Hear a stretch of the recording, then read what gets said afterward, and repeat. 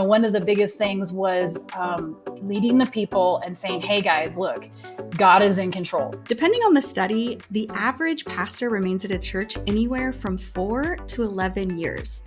Combine that with the aging population of our current lead pastors behind the pulpit, and it's inevitable that churches will face leadership transition in the near future. What does that look like, and how can we navigate that well? Let's find out together.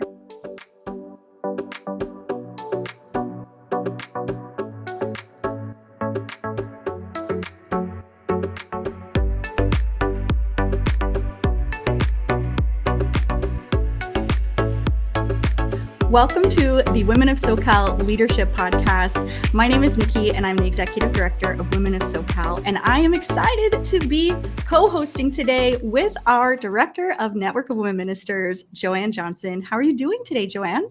I am doing great. This is such an important topic, and I'm just excited to be able to share these women's stories with people, because many people have already been part of a church during a lead pastor transition or other pastoral transitions, or have gone through them themselves, and there's a lot to navigate, but I'm doing great. How are you doing?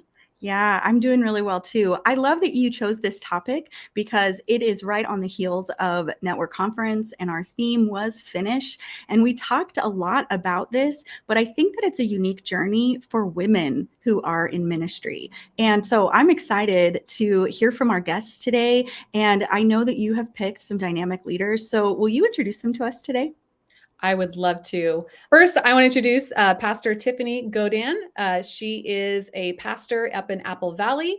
She's currently in transition herself, but she is the treasurer for the Network of Women Ministers and an author of the book called 30 Days into the Heart of God. So pick up that book. Welcome, Tiffany. I also want to introduce Pastor Christina Moore. She is the lead pastor at Lake Morena Community Church and lives in Campo. Amazing pastor, doing great things there. And I also want to introduce Pastor Kim White. She is the digital pastor just the last couple of months at Visalia First. She was the youth pastor for many years, grew up in the church, and that church just went through a lead pastor transition. And so I'm excited for them to share in the conversation today. Welcome, ladies. That's exciting. Well, come on in. Welcome, welcome, welcome. It's so great to have you guys here. How are you doing? Doing well, doing well. Doing good. Thank you very much. I'm doing well. That's awesome. Well, Tiffany, you are currently in transition, but your church just went through transition. You were part of Victorville First when Pastor John Martin transitioned to the network office, and Josh Gerbrock moved in as lead pastor, and he was the campus pastor at the church that you were a part of. Yeah. And you filled in as the primary communicator and leader at that campus during that transition. Tell us what you learned through that transition process. Yeah, wow, there's so much. The biggest thing that comes to mind is that, transition is one of the most challenging seasons for a church, but it's also very necessary for growth. And, it can be a very fruitful season depending on how people respond. I don't know about you guys, but I don't like change. And so usually my first response is to, pray it out, or God, get me out of here. How can we, this shouldn't be happening. But I think, if we can just look at these seasons as, okay, God, what is it that you want to do in me? And how can I best, lead in this transition time? People will respond out of their emotions. Emotions run very high in transition. We tend to, because we're people, we tend to naturally want to look at how is this going to affect me? And what am I going to lose? What am I going to, how am I going to have to navigate this? And so if we just, come alongside people and are willing to love on them big time and honor people, one of the biggest things was leading the people and saying, hey guys, look, God is in control. He's got all of this planned out. He's got the next leader already in mind. And we are going to unite as the body of believers, and we are going to come together, and we are going to push through, and we are going to make this happen. And then, as you transition in the new leader, doing the same thing, honoring that new leader, believing in that person, and, leading the people in that direction that God has chosen this new person for our campus, or whatever that looks like for your place of leadership. But Yeah. Just a huge season, opportunities for growth in those times if we respond right. Yeah, Tiffany, that's so good. And Kim, I know you guys just went through a lead pastor transition, and it's true. Like um you have to kind of adjust to the new leadership. They're going to different style, and even though your lead pastor is still as part of Visalia First, there is some adjusting going on. Kim, what about how have how did you walk through the transition of leadership at your church? Yeah. I don't know. I think so. Like for us, going from Pastor Mike was our previous lead pastor, and then now Pastor Mark Merrill.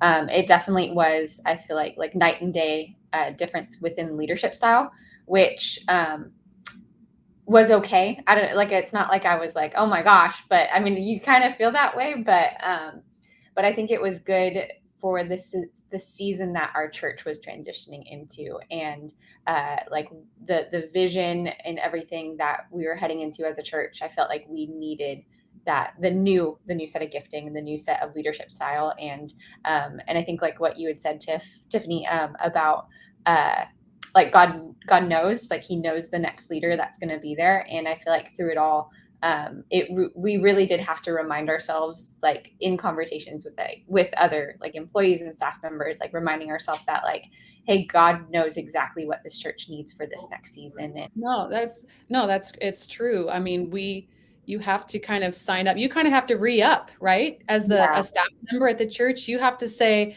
God, align me with this new lead pastor. Yeah. Like you still called me here, and it's going to be different. There's going to be some loss from what you used to have or what used to feel familiar. But I know when I was part of our staff and we transitioned lead pastor, this was when I was part of Covina Assembly, now Luminate Church. I watched staff members who were like, I'm not making the shift. Like, or I'm not waiting for the next lead pastor. I'm going to go on to my next journey now. And that's okay. That was part of their story. But I was one of those staff members that was like, I'm all in. I'm going to stay a part of the next vision and the next leadership, and tried to help, that transition through the process. And so every staff member kind of had to wrestle with their own self of like, can I align with this? Do I want to stay in this? And you do make choice. A lot of staff members make choices during that transition time. So, yeah. That's awesome. I love that we have various degrees or like stages of transition represented here. And I know, Christina, you transitioned into a role, and I love your story. Will you just share with us a little bit about the uniqueness of how you ended up where you're at today? Yeah, I'd love to. It was kind of an unexpected place that I found myself.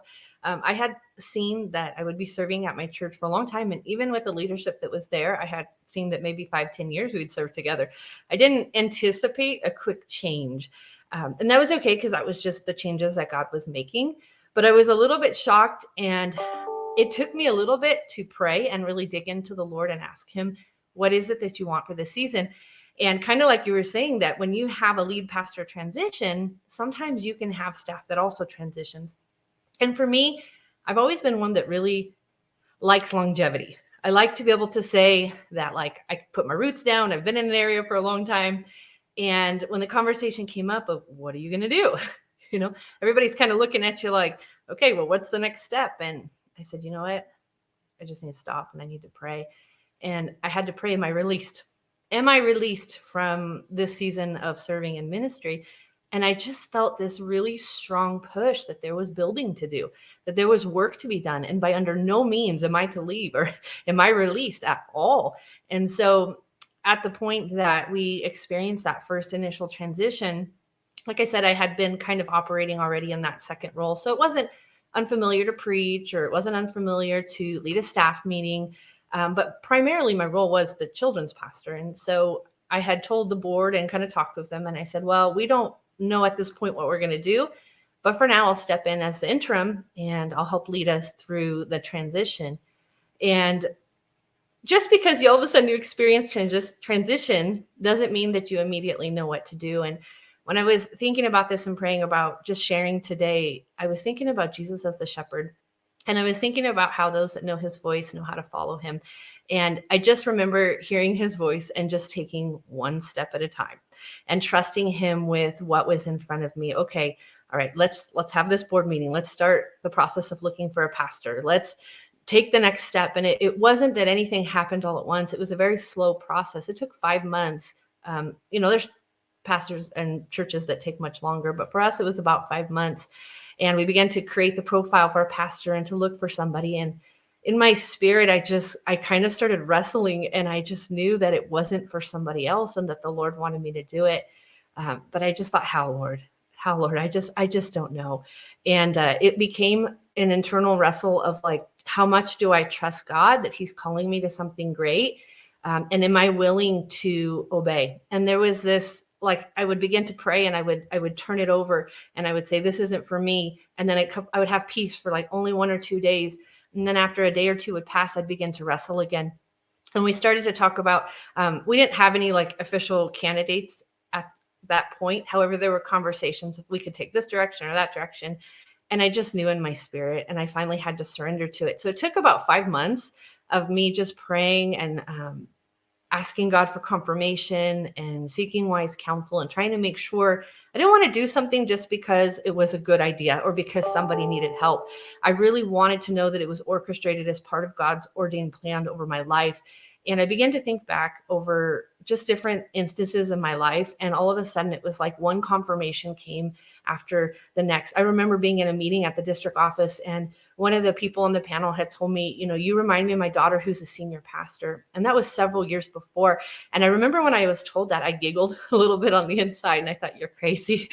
And I just continued to seek the Lord. And it wasn't something that was sought out. It was just generally placed in my lap. And God said, what are you going to do with it? Are you going to respond and be obedient and trust me with this great move of faith? Are you going to tell them that you're going to apply for the position? And I had to present to the board and give them my testimony. And it was just crazy. You could just see God's hand interlaced through the whole thing, but it took sacrifice, obedience, and a huge amount of trust. And now here I am 2 years later as the lead pastor. And it's been a crazy journey, but I can definitely see God's hand in it and through it. And I can see supernaturally, how he just guided me as the shepherd. He went through the gate first. I wasn't being led blindly. I just followed the shepherd, and I took one step at a time, and he just showed me what to do. If that makes, sense. In a sense, it was comforting, encouraging, and he just walked with me.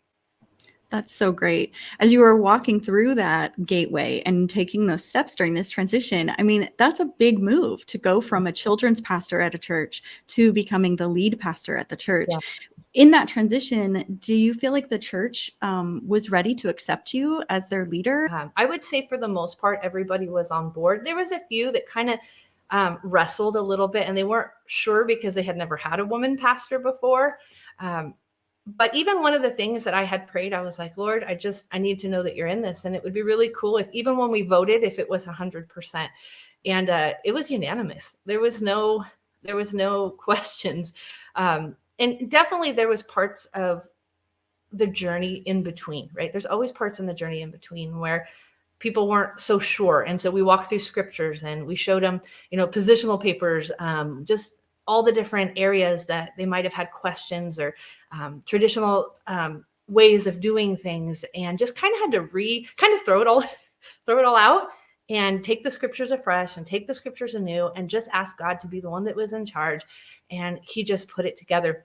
And there was one particular person that was a little unsure, and they said, well, I think I'd like to have a male pastor. But after I had shared my testimony of like throughout my life, the different ways that God had confirmed that he had called me and what he was speaking to me during this season of transition, when I was done, this person was the first one to get up and hug me and just see the hand of God in it. They didn't question it.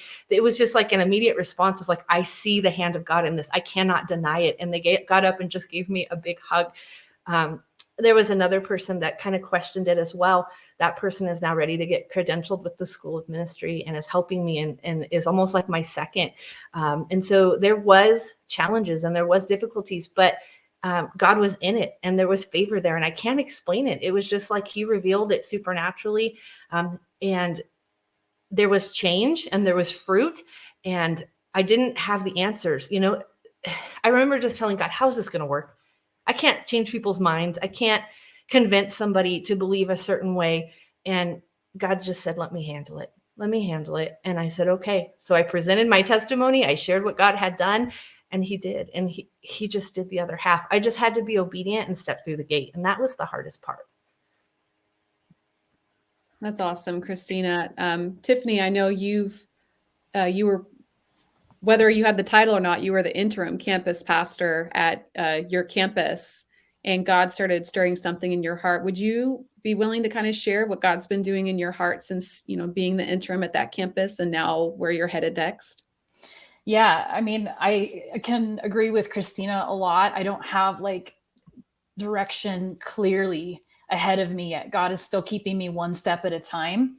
I did face a lot of adversity on my campus. There had never been a female pastor on my campus before me. So I was the first one to lead, the men and the women together. And so I was the first female interim pastor on the campus as well. And so there was some adversity and some opposition.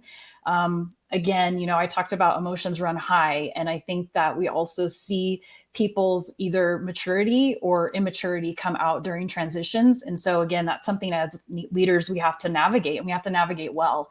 But I think that as we just continue to take that step of faith and go, it doesn't mean it's always going to be easy. It doesn't mean it's always going to be clear and laid out, but we just keep our eyes focused on the Lord and we keep going forward. And like Christina said, God's going to open the right doors and he's going to make that way available to us if we just keep moving forward. But I just encourage those of you that are out there that maybe, you are facing difficulty or opposition.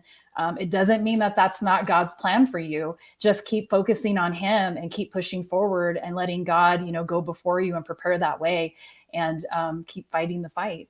All right, Kim, you were serving as the youth pastor when your lead pastor came in, and the transition through that. And I know anytime you're pastoring people through transition, like you're dealing with your own uncertainty, but then you're also pastoring other people as they navigate uncertainty.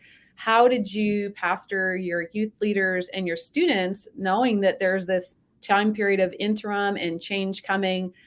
Did you have people leave just because they felt uncomfortable in the season of waiting? Did you have people, bring up other issues? Like, I'm just curious, how did you navigate that as a leader leading others? I think, so one thing in previous years when we had our young adult pastors leave, I remember one of the things that they had said was, it was our young adult pastor's wife. She had said, God cares more about this ministry than anyone else could. And I felt like that was kind of the thing that echoed through my head. And so number one, reminding myself of this, like God cares about this church more than anyone ever could. So he knows exactly who's supposed to be in this role, and he knows exactly when they're going to be in this role. And I think like navigating that, it was just reminding myself, that constant reminder of like, okay, this is God's plan. This is God's will. And being grounded in that, it was almost that's what I continued to echo to the people that had concerns, that would come up to me and say, like, if they were fearful about the future, if they were fearful about like the uncertainty of it, I just would remind them like, hey, like God cares about this church more than anyone ever could. And because of that, like we can trust him. We can trust that he has this church's best interest in mind. If he has this church's best interest in mind, then that includes you, And I feel like on the student end, pastoring like through our students, it didn't really like affect them all that much, just because it wasn't, like I was their youth pastor. And so I felt like, that on the other end, it was like, I wasn't changing. At least at that point I wasn't. And so, so I feel like with that, it was more so within our leadership with the adults that, that it really directly affected, of like, they were going to have a new lead pastor. They were going to have a new person that they were going to be hearing on Sundays. And I think like, as we went along, and I know like one of the things that was said to us as a staff was like, just give it 3 months, and see, and I feel like it was just kind of these things that people were telling me in my uncertainty that I grabbed onto, and I was like, hey, this is what we're being told. This is what I'm going to tell you. And I think that's where like I found the things that I found comfort in, that I was like, hey, like, let me encourage you with this. And I feel like that's where, scripture speaks to like God comforts us in our trouble, and we use those to comfort others. And I think that's where I was grabbing onto, okay, like what are the things that are comforting me through this season of my own uncertainty? And how do I communicate that to the people who feel uncertain, and during the season as well. We've talked a lot about what it looks like when the lead pastor leaves or there's some other major transition as a whole church. But Kim, you've recently transitioned from being a youth pastor into a completely new role within the same church. So will you talk a little bit about that experience and how did your church navigate around your new role? So the transition really sparked out of, I feel like it on a more personal end, like going back to like the initial transition of our lead pastor transitioning, there was a certain point where I realized that, oh my gosh, like this could be the end of my season here at Visalia First. And so I remember just going to the Lord and being like, okay, is this, am I supposed to stay here? Am I supposed to stay underneath this leadership? Or like, are you still calling me to still continue to serve here? And I really felt that the Lord still wanted me here. Like I didn't sense any form of release from Visalia First. However, I did feel a sense of release from youth ministry. But for the longest time, like I wanted to ignore it. And I wanted to be like, no, like I'm going to be a youth pastor forever.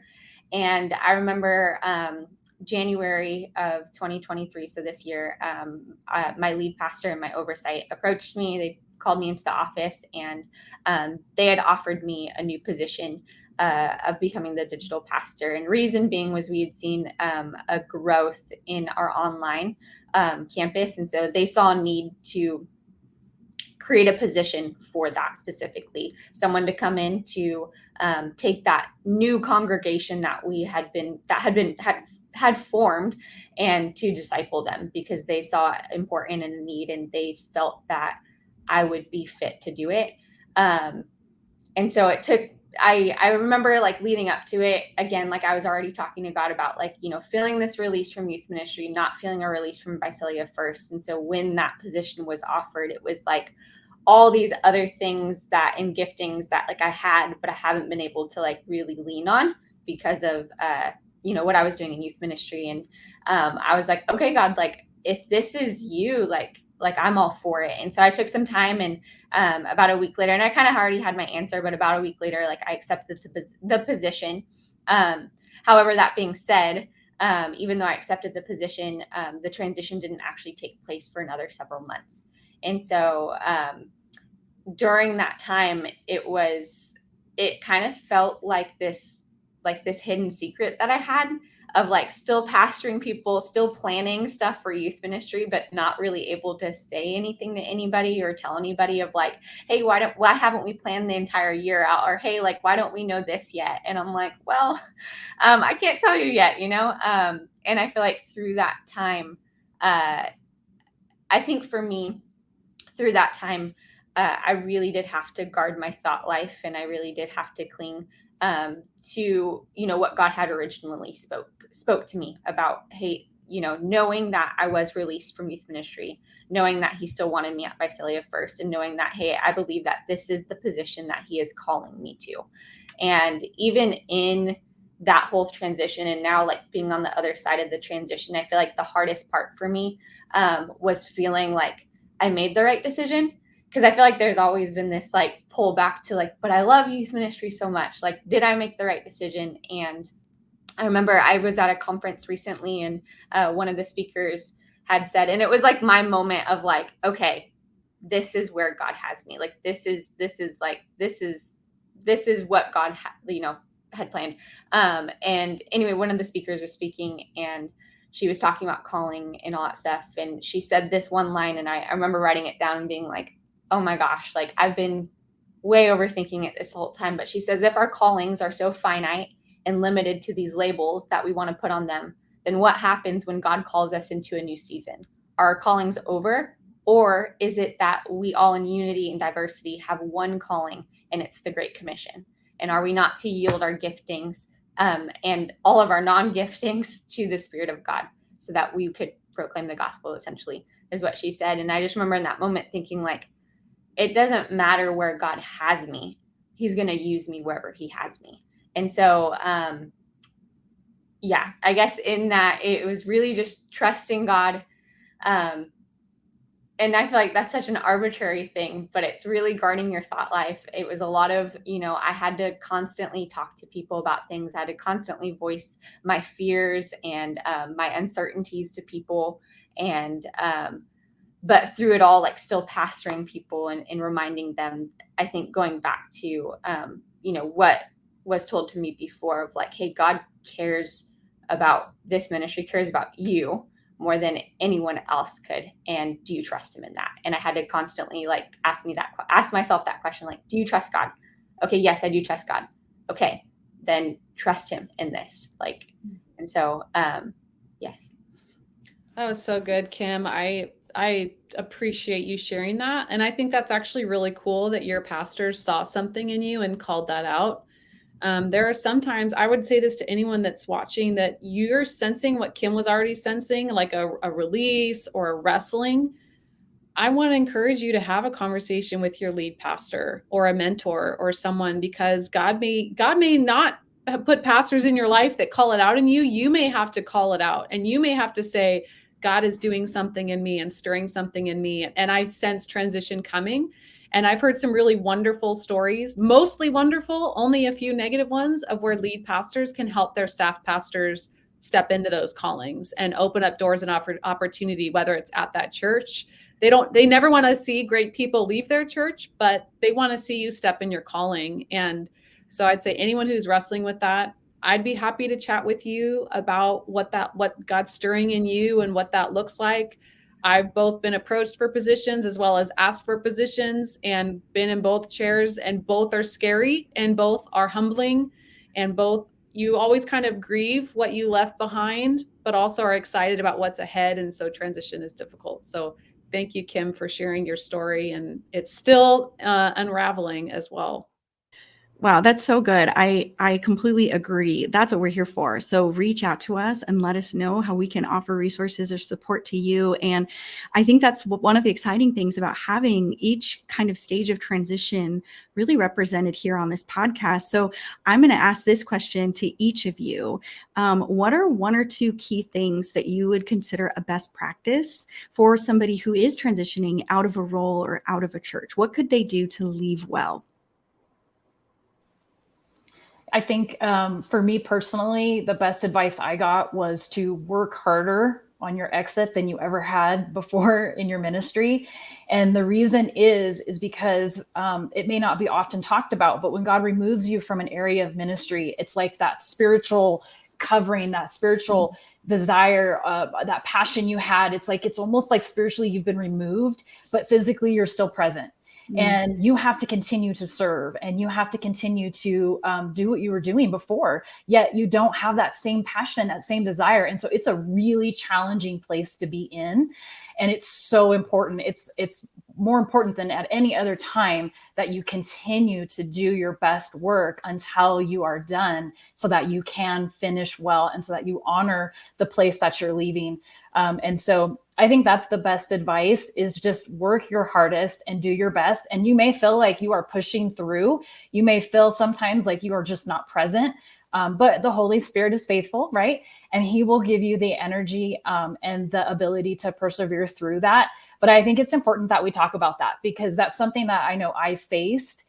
And I was like, man, like I'm dissatisfied. Like, I just feel like I don't even, sometimes I don't want to be here. But I had other lead pastors who spoke into me and said, that's completely normal. You're just transitioning. God's already removed you from this area, yet you're still here. And so just to be able to work through that and walk through that with the Lord is so important. I would say too, along with what Tiffany's saying, honor is really undervalued in our society. And sometimes we don't even recognize the opportunity that the person before us has given us. And, we can get frustrated that we're in the middle or we're not where we want to be yet, but we don't always recognize the fact that those are stepping stones that literally launch us and birth us into the calling that God has on our lives. And so I would say your words are really important. Especially as you exit a place, honor the shepherds, honor the people that were ahead of you, and look for ways to honor them when nobody else is around. What I mean by that is that anytime there's a transition, people look to nitpick. They look for what's wrong. They look for, well, why is this happening? Or why is that happening? So I would say be a shield, stand strong, be gracious with your words, and honor those that went before you. And you will leave honorably, you'll leave well. And also, you have to work to maintain the peace, right? It's not something that happens inadvertently. It is active, it is intentional, and it is pre-thought out. And so you can honor and you can help keep the peace intentionally with what you say and how you exit. And that's just really important. I think just to echo again what Christina said, I feel like so often people want to cling to like the negative narrative, and I mean, God's narrative is never negative. And I feel like that's where we need to cling to, what is God doing? How did he teach us in this last season? And what is he doing to prepare us for the next season? And I've seen it so often where people transition out of one season and they don't honor, and they don't, speak good of their last season. And I think there's times where, again, like we really love to cling to that negative narrative, and we need to remind ourselves that at the end of the day, like God is going to use everything for our good and his glory. And so how can God be glorified through our last season, and how is he going to be glorified in our next season that he's pulling us into? And so I do, that's exactly what I was going to say was, I think we need to really, really honor our previous leadership and previous situations. And I believe it sets us up for success in the next season. So. Absolutely. I think you can be under great leaders and they still make mistakes. I've seen amazing spiritual godly men do things, and women do things that in their weaker moments that are not as godly. And you can either take that information and destroy them and destroy their ministry, or you can address it with them and have peace. Because the thing is if you leave somewhere and you're disparaging them, you're not just hurting them, you're actually hurting all the staff and all the sheep that are a part of that ministry that never needed to become entangled with your personal issues with them or your personal issues. We're human. We're going to make mistakes. Now, that does not mean there shouldn't be integrity and there shouldn't be accountability in leadership. I am not saying that. I'm saying we in ministry, we see stuff, the good, the bad, and the ugly. And if we, like you said, when we are a part of the ugly and that's what we cling to, we're going to hurt a lot of people with the information that sometimes we get to see. You don't always get the benefit of being in ministry with each other forever. And as you leave those seasons, I totally agree. The negative narrative, the honoring of people, it's okay for leadership to go different directions. You're not going to work well with every pastor out there. You're not going to be aligned with every lead pastor out there. But just because you're not aligned with them does not make them a bad person and give you the reason to put them down and their leadership down and hurt the sheep and the other shepherds on the staff in the process. So that's what I would add to that. Wow, there's a lot of wisdom here in this podcast episode. This has just been such an honor to just sit here and listen to your stories. And I can't wait to see how it ministers to those that get to hear this episode. Before we go, do you guys have any final words of wisdom for our listeners today? I would say, don't be afraid and know that God is for you. It sounds simple, but it really is profound. When you know that God is for you, you know that he's going to be there with you in the journey.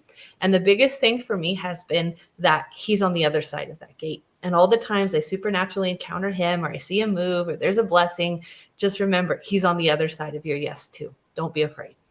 Yeah. And I would echo Christina, and I would say you are so much capable you're capable of so much more than you probably realize. And so whatever door God's opening, whatever pathway he's leading you down, it's not your job to know how to do everything.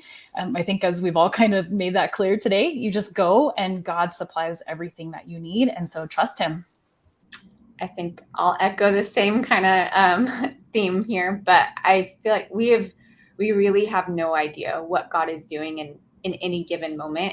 And I believe in seasons of adversity and uncertainty and transition, like we are given an opportunity to trust him and to strengthen our faith. And, that's where the writers of scripture always say, hey, consider those times great opportunities for joy, knowing that our faith has a chance to grow. And so let it grow. Awesome. We, as we heard from Network Conference, our pastors are aging, our denomination is aging, And a study says that 1/3 of all churches in the next 10 to 20 years will see a transition in their leadership just because of the retirement of pastors. And so I believe that more than ever, we're going to see more and more women stepping into lead pastor roles.